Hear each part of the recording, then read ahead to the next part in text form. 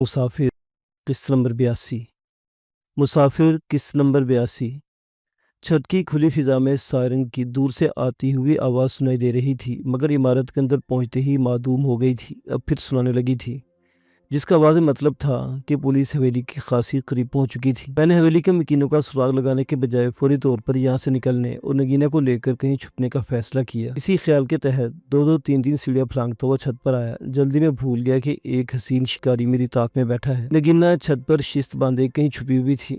جب اس کا خیال آیا تب بہت دیر ہو چکی تھی، کیونکہ خوفناک آواز کے ساتھ ہی میرے دائیں بازو میں ایک سلگتا ہوا انگارہ اتر گیا۔ درد کی کٹیلی لہر نے پورے وجود کو جھنجھنا کر رکھ دیا۔ بدقت تمام اپنے حلق سے برآمد ہونے والی چیخ کو روک پایا، مگر بے اختیار بلند آواز میں کراہا، اوہ یہ میں ہوں۔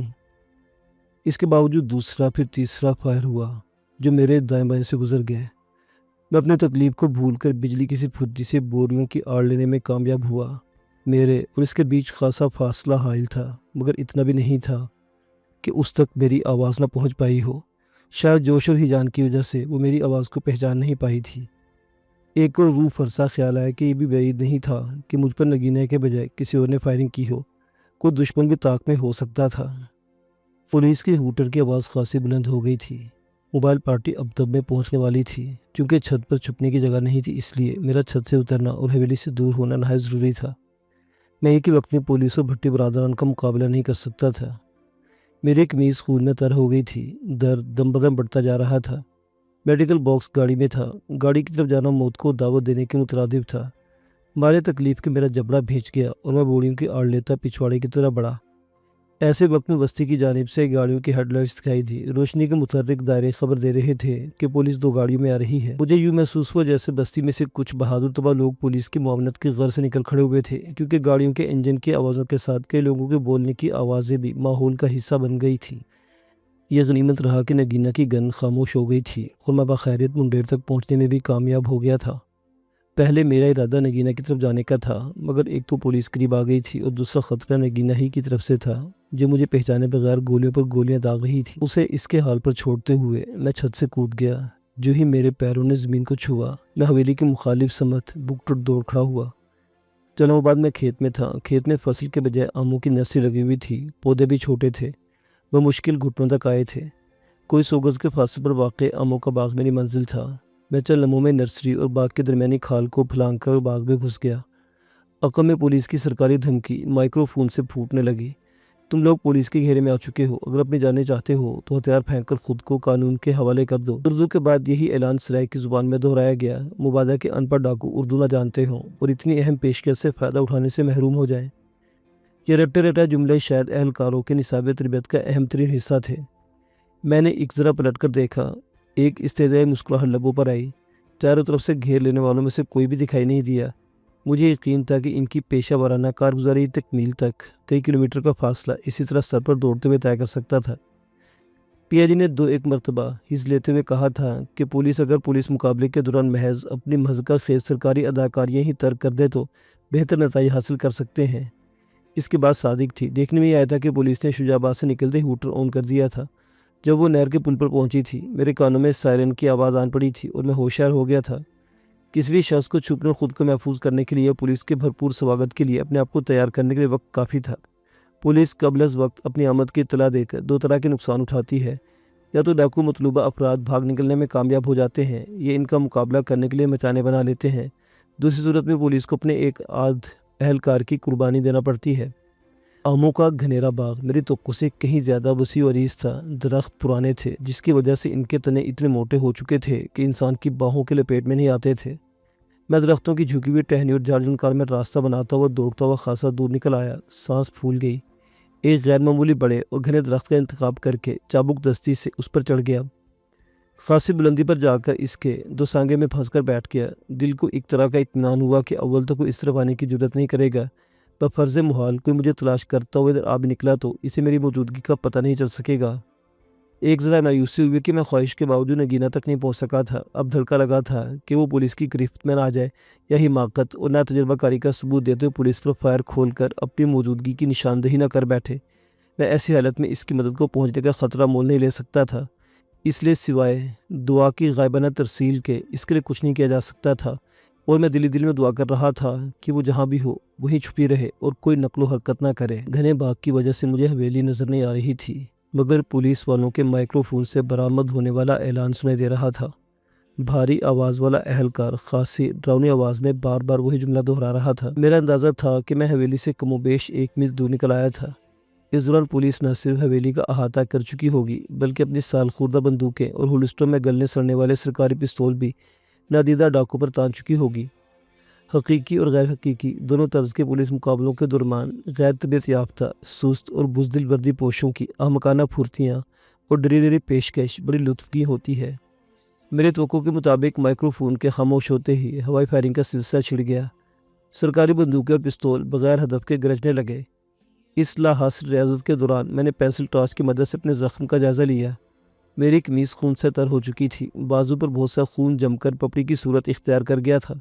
یہیں پہلے 12 بور بندوق کی نال سے نکلنے والا ایک چھرا لگا تھا، یہیں گولی لگ گئی، مگر یہ دیکھ کے کہ گولی ہڈی اور اعصاب کو چھوئے بغیر ماس کو پھاڑتے ہوئے نکل گئی تھی، دل کو ذرا اطمینان ہوا، کیونکہ اب زخم میں زہر پھیلنے کا اندیشہ نہ رہا تھا۔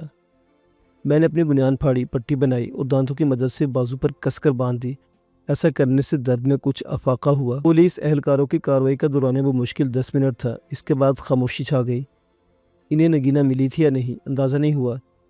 یہ بھی علم نہ ہو سکا کہ پولیس کی آمد پر کہیں چھپے ہوئے حویلی کے مکین باہر نکلے تھے یا نہیں۔ ہو سکتا تھا کہ پولیس جھک مار کر اگلی سرکاری کارروائی میں رجھ گئی ہو۔ پھر اس اعصاب شکن خاموشی میں نصف گھنٹہ گزر گیا۔ اس دوران شاید ہمیں تلاش کیا جاتا رہا، مگر اس باغ کی طرف جہاں میں چھپا تھا کوئی سپاہی نہیں آیا۔ جب مجھے یقین ہو گیا کہ وہ رخصت ہو گئے ہیں تو اپنی کمینگاہ چھوڑ کر حویلی کی طرف تیز تیز قدموں سے چل پڑا۔ ابھی باغ کے اندر ہی تھا جب مجھے باغ اور حویلی کے درمیانی کھیت میں اگی ہوئی آموں کی نرسری میں ادھر ادھر گھومتی ہوئی سرچ لائٹس کی روشنی دکھائی دی۔ میں تڑپ کر ایک موٹے تنے والے آم کے پیچھے دبک گیا۔ 2 یا 2 سے زیادہ لوگ اس طرف آ رہے تھے۔ میں نے ازراہ احتیاط چند لمحوں میں ہی پیڑ پر چڑھ کر اپنے آپ کو گھنی شاخوں میں چھپا لیا۔ میں کسی کو دکھائی نہیں دے سکتا تھا اور نہ ہی باغ کی طرف آنے والوں کو دیکھ سکتا تھا۔ منٹ بھر کے بعد وہ باغ میں داخل ہوئے، آپس میں باتیں کرتے میری طرف چلے آئے۔ وہ مجھے تلاش کر رہے تھے۔ ان کی آوازوں سے یہ نتیجہ اخذ ہوتا تھا کہ ان کے نزدیک ہم ڈاکوؤں کی تعداد 4-5 یا اس سے زیادہ تھی اور ہم حویلی میں لوٹ مار کے غرض حملہ ہوئے تھے۔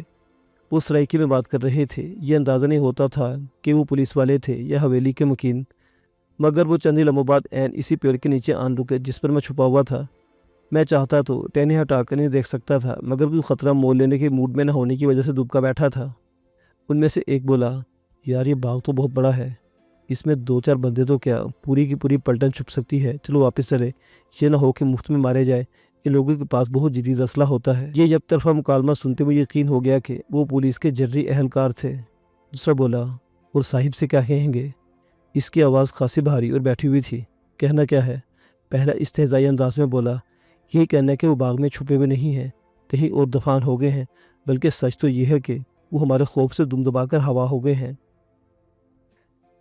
بھاری آواز والے نے اسے کوئی جواب دیے بغیر بلند آواز میں للکارا، اوئے کوئی ہے باغ کے اندر؟ پولیس نے باغ کو چاروں طرف سے گھیر رکھا ہے، اگر جان کی سلامتی چاہتے ہو تو ہتھیار پھینک دو اور خود کو قانون کے حوالے کر دو، ورنہ تم سب کو بھون دیا جا گیا۔ اس کے ساتھی کے حلق سے دبی دبی خوفزدہ سے ہنسی برآمد ہوئی۔ بولا، اوئے چھڑ کریم بخشا، اب ڈاکو ہماری دھمکیوں میں آنے سے رہے۔ 2 مربع کے باغ کو گھیرنے کے لیے پولیس کی لائن کی ٹوٹل نفری بھی کم پڑ جائے گی۔ بھاری آواز والے نے شاید اس کی گدی پر ہاتھ مارا۔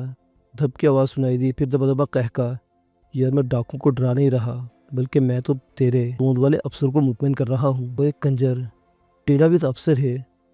وہ دونوں سپاہی تھے، جان ہتھیلی پر رکھ کر اپنے افسر کا حکم مان رہے تھے اور نہ دکھائی دینے والوں کو تلاش کر رہے تھے۔ بھاری آواز والا چند لمحوں کی خاموشی کے بعد بولا، بستی والے کہتے ہیں کہ آدھا گھنٹہ فائرنگ رکی ہوئی ہے، 3.5 کتے اور ایک بندہ مرا، بس باقی فائر پھوکے ہی تھے۔ سمجھ میں نہیں آتا تھا کہ یہ بھٹی لوگ اور ڈاکو فائرنگ کے بعد کدھر نکل گئے، ان سب کو زمین کھا گئی یا آسمان نکل گیا، ہے نا عجیب بات؟ میرے لبوں پر استہزائیہ مسکراہٹ ابھری۔ پولیس ہوٹر کی اتنی تیز آواز نشر کرنے کے بعد بھی وہ میرا خیال ہے کہہ رہا تھا، حالانکہ اس بات کا یقین تھا گاڑی تو وہیں کھڑی ہے، چوری کی ہوگی تبھی چھوڑ گئے، یہ بھی ممکن ہے 2 گاڑیوں میں آئے ہوں۔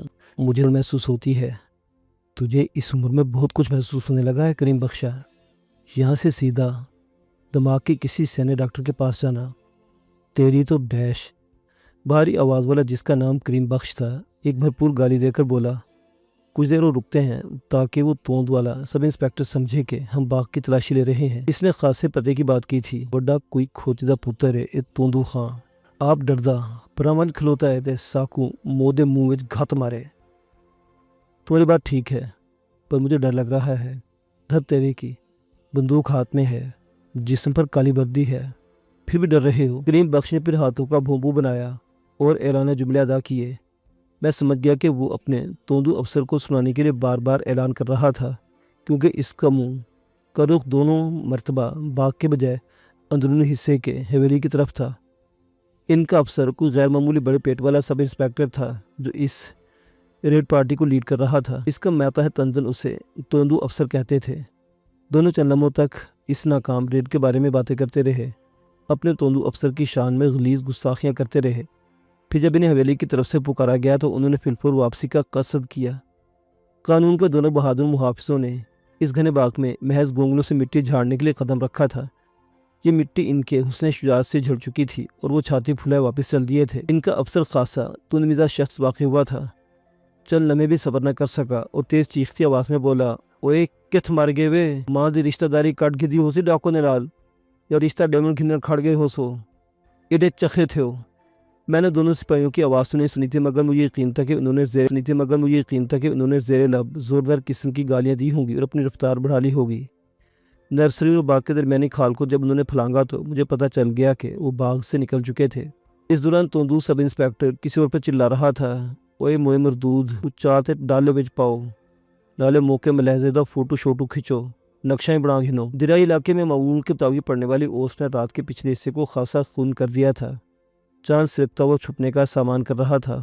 میں محتاط انداز میں چلتا چار دیواری اور کمرے کے سنگم پر آیا، آس پاس دیکھ بھال کر دیوار پر چڑھ گیا۔ حویلی کا بیرونی دروازہ کھلا ہوا تھا اور صحن خالی تھا۔ میں چند لمحوں بعد پھر چھت پر تھا، رینگتا ہوا گول بینکر تک پہنچا، پھر سیڑھیوں والے بینکر تک آ گیا۔ بینکر میں گہرے رنگ کے لباس والے نشانچی کی لاش ہنوز رکوع کی حالت میں اوندھی پڑی تھی اور پولیس کی عمدہ پرفارمنس کا ثبوت بنی ہوئی تھی۔ پولیس والوں نے چھت پر چڑھنے کی کوشش نہیں کی تھی۔ اس سے بڑی کوتاہی یا کج فہمی کی اور کیا مثال ہو سکتی تھی؟ میں نے بینک کھڑے ہو کر اطراف میں جھانکا۔ 15-20 پولیس والے برآمدے کے باہر دکھائی دیے۔ وہ اپنے پیشہ ورانہ کاغذی کارروائی میں مشغول تھے۔ یہی انہوں نے اپنی بہادری اور واردات فہمی کے تمام گل کھلائے تھے اور اپنے آقاؤں کی آنکھوں میں دھول جھونکنا تھی۔ ان کے بڑے ان کی کارگزاریوں کو بخوبی سمجھتے ہیں، مگر چونکہ وہ بھی اسی نظام کا حصہ ہیں اس لیے انگریزی کے چند رٹے رائے ستائشی جملے لکھ کر فائل کو آگے چلا دیتے ہیں۔ موقع واردات کے فوٹو اور جائے قتل کا نقشہ تیار کیا اور مفت میں ہاتھ لگنے والی لاش کو موبائل وین میں منتقل کیا جا چکا تھا۔ ایسے وقت میں منشی نے روزنامچہ تحریر ہونے کا اعلان کر دیا۔ موٹی توند والا سب انسپیکٹر کتوں کی اندرناک موت سے نہ جانے کیا نتائج اخذ کرنے کے لیے ان کی لاشوں پر جھکا ہوا تھا۔ کوئی نتیجہ اخذ ہوا یا نہیں، اس نے سیدھا ہو کر واپسی کا اشارہ کر دیا۔ بڑے ہوئے پیٹ اور گنجے سر پر مشتمل اس کا حلیہ خاصا مذہب کا خیز تھا۔ عام حالات میں اسے دیکھ کر اپنی ہنسی پر قابو پانا خاصا دل گردہ کا کام تھا۔ میرا اندیشہ محو ہو گیا۔ نگینہ پولیس کے نرغے میں دکھائی نہیں دی۔ وہ یا تو کہیں دور نکل گئی تھی یا قریب رہ کر کسی پیڑ پر دبکی رہی تھی۔ پولیس کی دونوں گھومتی بتی والی موبائل گاڑیوں کے عقب میں 20 کے قریب دیہاتی ایک جتھے کی صورت میں کھڑے آپس میں محو کلام تھے اور بڑی توجہ سے پولیس کی دفتری کارروائی کو بنظر اشتیاق ملاحظہ کر رہے تھے۔ اکثر نے ہاتھوں میں لمبی ڈانگیں تھامی ہوئی تھی، جبکہ 2-4 کے کندھوں پر لٹکی رائفلیں نظر آ رہی تھیں۔ عرف عام میں انہیں کچی رائفلیں کہا جاتا ہے کیونکہ ان میں پکی گولی کے بجائے چھروں والے کارتوس ڈالے جاتے ہیں۔ اونچی نیچی آوازوں کا ملا جلا شور ماحول میں رچا بسا تھا۔ تقریباً سبھی اس رائے پر متفق تھے کہ پولیس کے ڈر سے ڈاکو فرار ہو گئے ہیں۔ ایک بلند قامت دیہاتی اپنی بھاری آواز میں مختلف نظریں پیش کر رہا تھا کہ ڈاکو پولیس کا ہوٹر سنتے ہی بھٹیوں کو یرغمال بنا کر کہیں چھپ گئے ہیں۔ 1-2 سپاہیوں نے اس کے نظریے کی توثیق دی، مگر ایک نکیلی مونچھوں والا دبلا پتلا دیہاتی سرائکی میں مخاطب ہوا، نہیں سجنوں، نروز بھٹی کچی گولیں نہیں کھیلتا۔ میرا خیال ہے کسی ڈاکو کی آمد کا پہلے ہی سے علم تھا، اس لیے وہ خیر محمد کو پیرے پر کھڑ کر کے اپنا خاندان سمیٹ کر کسی طرف نکل گیا ہے۔ ایک اور دیہاتی بلند آواز میں مہر تصدیق ثبت کرنے لگا، نروز بھٹی کے حویلی میں ڈاکو کیا لینے آئے ہیں؟ مجھے تو یہ کوئی پرانی دشمنی کا چکر لگتا ہے۔ میرے دیکھتے دیکھتے پولیس خیر محمد نامی پہرے دار کی لاش لے کر روانہ ہو گئی۔ رائج باغ والے راستے پر پہنچ کر دونوں گاڑیاں رک گئیں۔ 2 پولیس والے ڈالے سے اترے۔ ان کا رخ اس جانب تھا جس جانب میری گاڑی کھڑی تھی۔ یہ دیکھ کر میں نے حرک سے کرا جیسی سانس نکل گئی کہ چند لمحوں بعد پولیس کی دونوں گاڑیوں کے درمیان میری سفید کرولا چلتی ہوئی بستی کی جانب بڑھ گئی تھی۔ کم بخت میری گاڑی اپنے ساتھ تھانے لے گئے تھے۔ میری واپسی کی راہ میں بہت بڑی رکاوٹ آن حائل ہوئی تھی۔ میں جس شان سے مقتل کی طرف آیا تھا اس شان سے واپسی ممکن نہیں رہی تھی۔ دیہاتیوں نے 2-4 مرتبہ بلند آواز میں نوروز بھٹی اور اس کے بیٹوں کو پکارا۔ ایک نے ہاتھوں کا بھونپو بنا کر اعلان کیا، نوروز بھٹی اگر تم سن رہے تو ڈرے بغیر باہر آ جاؤ، ہم تمام بستی والے تمہاری مدد کے لیے اسلحے سمیت باہر کھڑے ہیں۔ اس کی آواز غیر معمولی طور پر طاقتور تھی اور میری دانست میں میل بھر کا سفر طے کر گئی ہوگی۔ اسے 3 مرتبہ اپنا جملہ اس انداز میں دہرایا، پھر میں ساتھیوں سے مخاطب ہوا، منو بھاوے نہ منو، وہ زال بال گھینتے دریا وال نکل گئے۔ وہ سب اپنی اپنی بولیاں بولتے ہوئے بستی کی طرف چل دیے۔ میرے پاس گھڑی نہیں تھی، محض اندازہ تھا کہ 3 سے کچھ اوپر تلے کا عمل تھا۔ جب میں نے پہلے مدھم آواز میں پھر قدرے بلند آواز میں نگینہ کو پکارا، جواب ندارد۔ میرا ماتھا ٹھنکا، بینکر میں کھڑا ہو گیا۔ حویلی کے اگلے باغ میں جہاں میری دانش سے چھپا ہونا چاہیے تھا، آنکھیں پھاڑ پھاڑ کر دیکھا۔ یہ سراسر اضطراری کوشش تھی، وگرنہ اس کا یوں دکھائی دینے کا جواز نہیں تھا۔ وہ گھنے درختوں میں ہی کہیں چھپی ہوئی تھی۔ میں نے اسے پھر پکارا مگر مایوس رہا۔ وہ یا تو کہیں دور نکل گئی تھی یا میری آواز کو پہچان نہیں رہی تھی۔ میں سیڑھیاں اتر کر ٹی وی لاؤنج میں آ گیا۔ ایک بھاری مردانہ آواز سن کر ٹھٹک کر رک گیا۔ میرے اعصاب ایک دم تن گئے اور میں بجلی کسی تیزی سے سینوں سے آگے نکلی ہوئی کمرے کی دیوار کی اوٹ میں دبک گیا۔ آواز بدستور سنائی دے رہی تھی مگر سمجھ میں نہیں آ رہی تھی۔ جھانک کر لاؤنج میں دیکھا تو چونک گیا۔ گیلری کی جانب والے واقع اور اسے آرائشی کمرے کا دروازہ نیموا تھا، حالانکہ میں نے تلاشی لینے کے بعد کسی بھی دروازے کو بند نہیں کیا تھا۔ باقی کمروں کے دروازے پہلے کی طرح چوپٹ کھلے ہوئے تھے۔ جو کوئی بھی تھا وہ اسی نیموا دروازے کے پرے یعنی تزئین یافتہ بیڈ روم میں ہی موجود تھا۔ میں نے گن اور پستول فائر پوزیشن میں تھامے دبے دبے چلتا بیڈ روم کے دروازے پر آیا، احتیاط سے نگاہ ڈالی۔ اندر کا منظر دیکھ کے میرے پورے بدن پر ایک سا جھٹکا لگا۔ نگینہ بیڈ پر اوندے منہ پڑی تھی، جبکہ ہلکے نیلے رنگ کی شلوار قمیص میں ملبوس لمبا ترنگا مرد بیڈ پر پیر رکھ کے اس پر جھکا ہوا تھا۔ وہ قدرے نیچی آواز میں غرا رہا تھا، کمزاد سیدھی طرح بول دے ورنہ مار مار کر چمڑی ادھیڑ دوں گا۔ میں اسی ایک جملے سے مکمل متن اپنے سیاق و سباس میں سمجھ گیا۔ لمبا ترنگا شخص نوروز بھٹی کا بڑا یا چھوٹا بیٹا تھا۔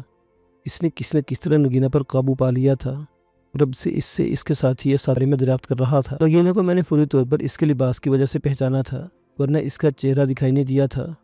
اس کے سنہرے ریشمی بالوں کا جوڑا کھل گیا تھا، اس کے بال بکھر گئے تھے۔ اس کا جھٹکے لیتا بدن چغلی کر رہا تھا کہ وہ سیسکیاں لے رہی تھی۔ میں نے ارد گرد دیکھا، یوں محسوس ہوا جیسے ہم تینوں کے علاوہ حویلی میں بدستور کوئی ذی نفس موجود نہیں۔ اس کے باوجود بہت زیادہ احتیاط کی ضرورت تھی، کیونکہ جس طرح رازداری سے وہ شخص کہیں سے نکل کر میرے سامنے آ گیا تھا، ایسے باقی لوگ کسی بھی لمحے جنوں بھوتوں کی طرح دیوار پھاڑ کر سامنے آ سکتے تھے۔ میرے اس یقین کو تقویت ملی کہ اس حویلی میں کسی خفیہ سرنگ یا تہہ خانے کا دہانہ کھلتا تھا۔ میں نے پاؤں کی مدد سے دروازے کو بے آواز اندر میں دھکیلا اور آنے واحد میں کمرے میں داخل ہو گیا۔ چونکہ نگینہ سے باز پوس کرنے والے کی پشت دروازے کی جانب تھی اور نگینہ اوندے منہ بیڈ پر پڑی تھی، اس لیے دونوں کو ہی میری آمد کا پتہ نہیں چلا۔ میں بجلی کسی مستدی سے طویل قامت کے عقب میں پہنچا اور گن کی نال اس کی کمر سے لگا دی۔ کاربین بیڈ پر رکھ کر دونوں ہاتھ اٹھا لو ورنہ تمہارا جسم چھلنی کر دوں گا۔ میری نہایت سرد آواز نے اس کے اوسان خطا کر دیے اور وہ پلٹتے پلٹتے ایک دم رک گیا۔ تم کون ہو؟ میں نے اپنی آواز میں مزید درستی سموئی۔ جو کہہ رہا ہوں وہ کرو ورنہ۔ اس نے سست انداز میں کاربین بیڈ کے میٹرس پر رکھ دی۔ میری آواز سن کر نگینہ رونا بھول کر اٹھ بیٹھی۔ مجھے دیکھ کر اس کی آنسو بھری آنکھوں میں چمک پیدا ہوئی اور اس نے ایک طویل قامت شخص کی رکھی ہوئی کاربین اٹھانے اور اس پر تاننے میں بمشکل 1 سیکنڈ کا وقت لیا۔ میں نے اسے نظر انداز کرتے ہوئے طویل قامت شخص پر اپنی توجہ مرکوز کی اور اسے گن کی نال سے دیوار کی جانب دھکیلا۔ وہ بے چوچلا دیوار تک گیا اور میرے حکم پر ہاتھ سر سے بلند کر کے کھڑا ہو گیا۔ میں نے پوچھا تم کون ہو؟ وہ خاموش رہا۔ نگینہ بولی، یہ باسٹرڈ امانت ہے، اسی کتے کے پلے نے میرے بھائی کو مارا تھا۔ اوہ، میرے حلق سے ہنکارا برآمد ہوا۔ طویل قامت شخص بھنا کر بولا، میں تیری زبان گدی سے کھینچ لوں گا حرامزادی، تو مجھے جانتی نہیں ہے۔ وہ کچھ اور بکنا چاہتا نال کے بڑھتے ہوئے دباؤ پر خاموش ہو گیا۔ میں نے پوچھا تم کہاں؟ وہ میرے جواب دینے کے بجائے اکھڑ لہجے میں بولا، گدھے کے بچے، زندگی کی خیر مناؤ اور 1 منٹ سے پہلے حویلی سے نکل جاؤ ورنہ چوہے کی طرح مارے جاؤ گے۔ تم جانتے نہیں کہ میں کون ہوں۔ میں اب تک تو تمہاری جوانی پر ترس کھا رہا تھا ورنہ تمہیں چونٹی کی طرح مسل کے رکھ دوں۔ میرے لبوں پر استہزائی مسکراہٹ تیر گئی۔ میں کچھ کہنا ہی چاہتا تھا کہ نگینہ میرے پہلو سے نکل کر سامنے آئی۔ میں نے اسے ایک لمحے کو دیکھا۔ اس کا چہرہ بے حد سپاٹ اور آنکھیں بے حد خونہ شام تھی۔ میں اس کی قلبی کیفیت سمجھ گیا، مگر اسے روکنے میں دیر کر بیٹھا۔ اس نے دانت کھچائے اور فائر کر دیا۔ کاربین کی گولی کمرے میں خوفناک گرج پیدا کرتے امانت بھٹی کی کمر میں جا دھنسی۔ وہ تڑپ پر پلٹا۔ ایسے میں اس کے حلق سے گھٹی گھٹی چیخ نکل گئی۔ میرا دھکا کھا کر کمر کے بل دیوار سے جا ٹکرایا۔ اس کا چہرہ فرتے خوف اور تکلیف سے خاصا ڈراؤنا ہو کر رہ گیا۔ جبڑا بھین جانے سے چہرے کے اعصاب ابھر آئے۔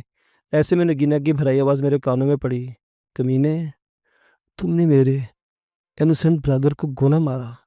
نو no no no more breath you have, no more batting.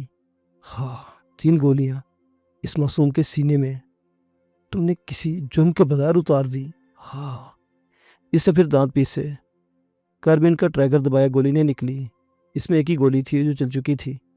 2-3 مرتبہ ٹریگر دبانے کے بعد اسے جھنجھلا کر کاربین کو اس کے سینے پر کھینچ مارا۔ گلی کے تڑپ کر میرے الٹے ہاتھ آئی، میرے ہاتھ سے ریوالور چھین کر غرائی۔ ہماری پراپرٹی کے بھوکے، تمہیں زندہ نہیں چھوڑ سکتی۔ نو more breath you have dirty مین۔ میں نے ڈانٹا، ہوش میں آؤ نگینہ، یو شٹ اپ۔ وہ بھڑک کر بولی، اور مجھے کچھ کہنے کا موقع دیے بغیر اس نے ایک ہی سانس میں 4 گولیاں امانت بھٹی کی چھاتی میں اتار دی۔ سائلنسر لگے ریوالور کی مخصوص ٹھک ٹھک کے بیچ میں امانت بھٹی نے چیخنے کے لیے منہ کھولا، مگر حلق سے محض خرخراہٹ نکل سکی۔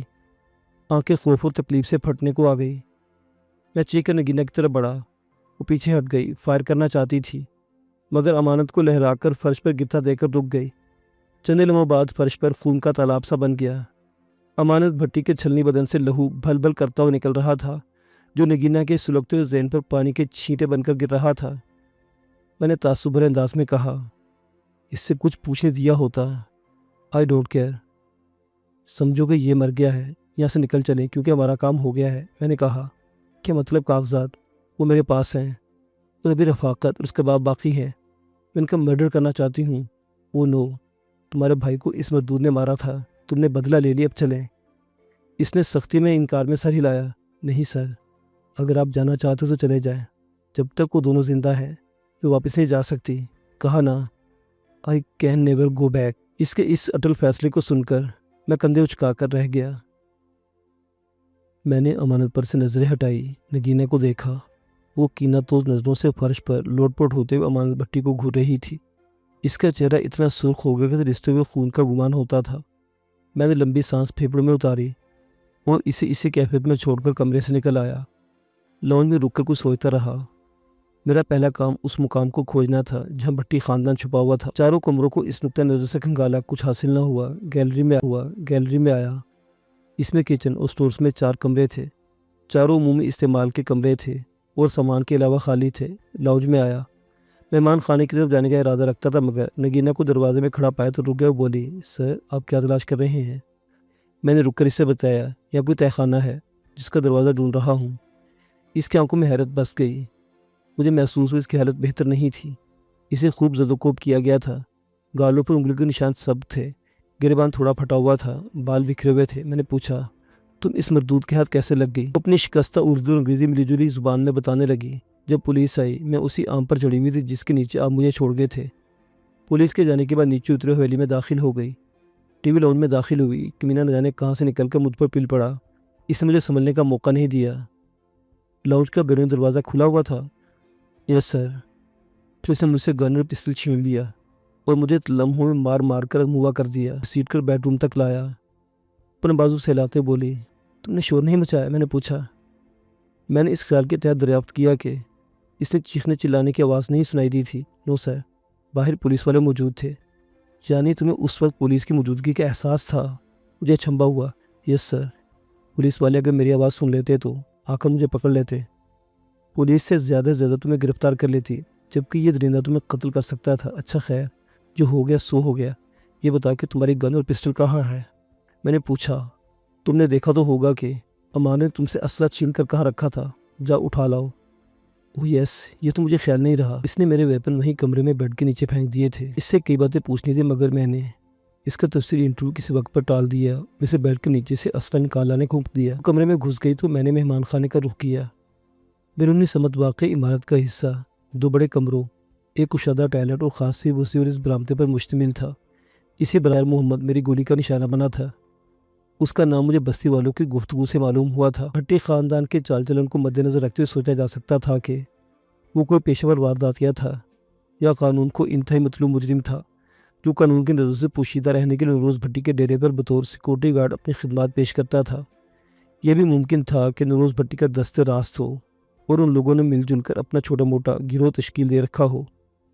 زرعی علاقوں میں بہت کچھ ایسا دیکھنے کو ملتا ہے جو قانون سمیت پوری دنیا سے چھپا رہتا ہے. مہمان خانے کا کمرہ VIP مہمانوں کے لیے بڑے اہتمام سے آراستہ کیا گیا تھا، جبکہ دوسرے میں موٹے پایوں والی روایتی چارپائیاں بچھی ہوئی تھیں.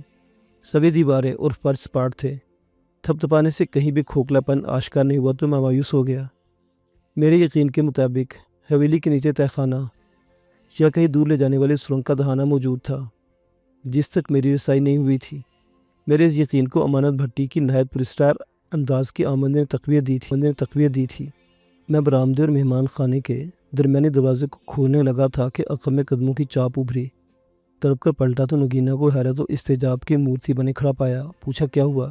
سر وہ بیڈ کے نیچے سے تو کچھ بھی نہیں ملا، حالانکہ اس کتے نے میری آنکھوں کے سامنے میری گن اور پسٹل بیڈ کے نیچے پھینکے تھے. No sir how is this possible? اپنی حیرت کا اظہار کر رہی تھی کہ میں ایک جھٹکے سے بیڈ روم کی طرف بھاگا. میں نے سمجھنے میں لہجہ بھر دیر نہیں کی تھی کہ سرنگ یا تہہ خانے کا دہانہ اسی بیڈ کے نیچے کھلتا تھا. بیڈ کے پاس پہنچ کر گھٹنوں کے بل جھکا. سپاٹ فرش تھا. تھپتھپا کر دیکھا. کھوکھلا پن محسوس نہیں ہوا. فرش میں جوڑ تلاش کرنے کی کوشش کی مگر کامیابی نہیں ہوئی. بیڈ کو دائیں بائیں اوپر نیچے ہلا کر دیکھا. دیوار پر نصب سوئچ بورڈ کے سبھی بٹن آف اور آن کر کے دیکھا. نہ بیڈ اپنی جگہ سے ہلا اور نہ ہی فرش میں کوئی خلا پیدا ہوا. نگینہ دروازے میں کھڑی میری حرکات کو حیرت بھری نظروں سے دیکھ رہی تھی. میری تمام تر کوشش کے باوجود بیڈ 1 سینٹی میٹر اپنی جگہ سے نہیں سرکا تو میں نے آخری کوشش کے طور پر فرش پر لیٹا اور پہلو کے بل کروٹ بدل کر بیڈ کے نیچے گھس گیا. کوئی کلو ہاتھ نہ لگا تو میں نے اپنے دونوں ہاتھ بیڈ کے نیچے چوبی لکڑی پر ٹکائے اور پوری قوت سے بیڈ کو اوپر اٹھانا چاہا. بیڈ تو اپنی جگہ سے 1 انچ نہ ابھرا. البتہ میں فرش کے 2-2.5 فٹ چوڑے خلاص میں زمین میں دھنستا چلا گیا. میں نے سنبھل اٹھنے میں غیر معمولی عجلت کا مظاہرہ کیا مگر دیر ہو گئی تھی. فرش کا ٹکڑا کم و بیش 8 فٹ نیچے جا کر لفٹ باکس کی طرف رک گیا. میرے بدن کو جھٹکا لگا. یوں محسوس ہوا جیسے میرا دل اوپر اٹک گیا ہو اور بدن نیچے کھسک رہا ہو. ایسے ہی وقت میں سرد سی شے میری پسروں میں آن چبھی جسے محسوس کرتے میرا جسم ساکت ہو گیا.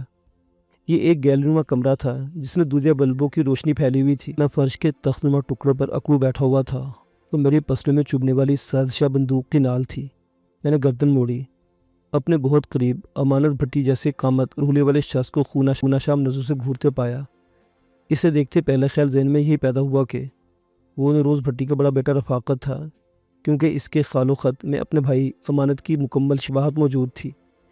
اس کی انگلی ڈبل بیرل گن کے دونوں ٹیگ پر تھرک رہی تھی اور موٹی موٹی سرخ مائل آنکھوں میں جہان بھر کی خشونت بھری ہوئی تھی. میں نے کنکھیوں سے اپنی گن کو دیکھا جو کندھے سے لٹکنے کے باوجود اس حالت میں نہیں تھی اسے فلفور حرکت میں لایا جا سکتا. خبردار ذرا بر حرکت کی تو گولی سیدھے دل میں اتار دوں گا. طویل قامت رفاقت بھٹی کا لہجہ بڑا سنگین تھا. میری معمولی سے لاپرواہی سے کام بگڑ چکا تھا. اس الجھے ہوئے ریشم کو فراست سے سہلایا جا سکتا تھا ورنہ اس جنگلی درندے سے ذرا پر خیر کی توقع نہیں کی جا سکتی تھی. مستضاد یہ تھا کہ اس کا حقیقی بھائی اور ایک خاص کارندہ ہمارے ہاتھوں راہی اجل ہو چکے تھے. اس وقت میرا ذہن بڑی تیز رفتاری سے اس نئی صورتحال کے بارے میں سوچ رہا تھا. ایسے میں میری پشت پر کوئی مضبوط گرفت والا شخص آیا اور اس نے چشے زدن میں میرے دونوں ہاتھ پوری قوت سے پیچھے کھینچ لیے. میرے سمجھنے سے پیشتر ہی اسے میری کلائیوں کو باہم جوڑ کر کسی آہنی کلیپ میں جکڑ دیا.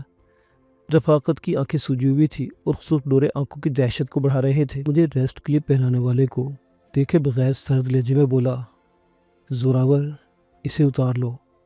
ساتھ ہی اس نے آنکھوں سے میری گن کی طرف اشارہ کیا.